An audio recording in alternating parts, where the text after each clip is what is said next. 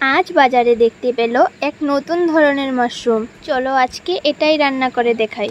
মাশরুমগুলো প্রথমে ধুয়ে নিচ্ছি, তারপর মাশরুমের উপরের খোসাগুলো ছাড়িয়ে নিয়ে শেপ মতো করে কেটে নেব। আপনারা প্লিজ প্লিজ প্লিজ অল্প সাপোর্ট করে দাও আমাদের চ্যানেলটাকে, সাবস্ক্রাইব করে দিও, কমেন্ট করে দিও। আমার প্রত্যেকটা মাশরুম কাটা হয়ে গেছে, এভাবে করে শেপ রেখেছি। এবার চলো রান্নাটা শুরু করি। কড়াই চাপিয়ে কড়াইয়ে তেল দিয়ে আলু দিয়ে স্বাদমতো নুন হলুদ দিয়ে ভেজে নেব। ভেজে তুলে নিয়ে এবার সেই তেলে মাশরুমগুলোকে ভেজে নেব।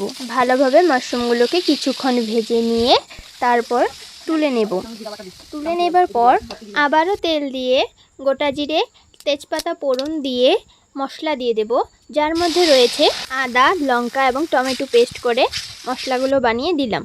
1 চামচ জিরা বাটা, স্বাদ মতো নুন হলুদ, তারপর টক দই দিয়ে ভালোভাবে নাড়িয়ে আলু মাশরুম দিয়ে এবার এগুলোকে ভালোভাবে কষিয়ে নেব। কষিয়ে নিয়ে জল দিয়ে কিছুক্ষণের জন্য রেখে দেব। তোমাদের রান্নাটা ভালো লাগলে সাবস্ক্রাইব করে দিও। এবার ঢাকনাটা তুলে উপরে গরম মশলা ছড়িয়ে নামিয়ে নিলাম। এবার খেয়ে দেখি কেমন হলো। খেতে খুব ভালো হয়েছে, আপনারাও বাড়িতে বানিয়ে খাবেন।